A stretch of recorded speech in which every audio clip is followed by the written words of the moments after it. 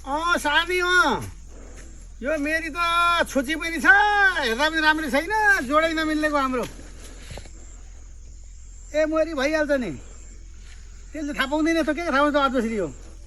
ऊ झगडा गर्न मात्रै जान्दछ क्या। भागौँ।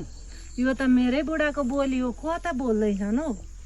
अघि त्यसले त भन्दै थियो, तँलाई म चाहिँ के अरे एकदम बजारमा लगेर राम्रो पालिहाल्छु नि भन्दै थियो त अघिले त। ए चिन्ता नगर त। तेरो बाबुमाले के थाहा हुन्छ, राति सधैँ भाग्नुपर्छ। कहाँ ए बालबच्चा आफै हुर्किहाल्छन् नि, भगवान्ले दिएका बालबच्चा आफै भइहाल्छन् नि। यो भगवान्को लीला हो कि आफ्नै खुट्टा उभिन्छन्, नडरा त। म छु पखेस कहाँ चाहिँ बोल्दैछन् त यी। त्यसले केही गर्दैन, थाहा पाउँदैन। हामी सुत्दै भाग्नुपर्छ, उता कहाँ जानुपर्छ, उता कोइला खातिर नभए। ए त किन डाँडा कि म हुँदा हुँदै। ल सानो ल ल। कसको फोन खोइ हेरौँ।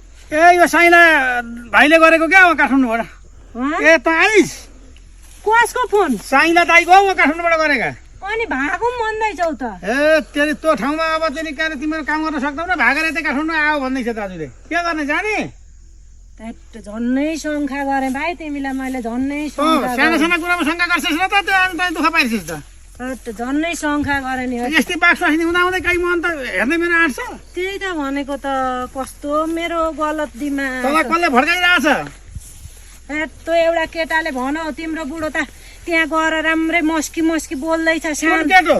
त्यो यत्रो यत्रो थियो एउटा पछाडि कपाल बाँधेको। त्यो लामो कपाल बाँधेको?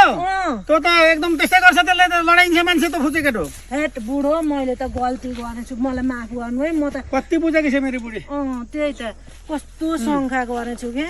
शङ्का नगर मलाई, म जस्तो इमान्दार मान्छे नगर है। गर्दिनँ गर्दिनँ। सालदाजुको फोन हो, पछि पछि फोन नगर्नु भनेको छ नि उता काठमाडौँमा दाजुलाई। उहाँ बिचरा भाडामा बसिरहेछन्, धेर करायो भन्छ अरे क्या त घरवालाले फोनमा। त्यसो पो हो। उता भाउजूलाई पनि नगर्दै फोन। ल ल गर्दिनँ म त। अब भागौँ भन्नुभयो होइन, अब यहाँ तिम्रो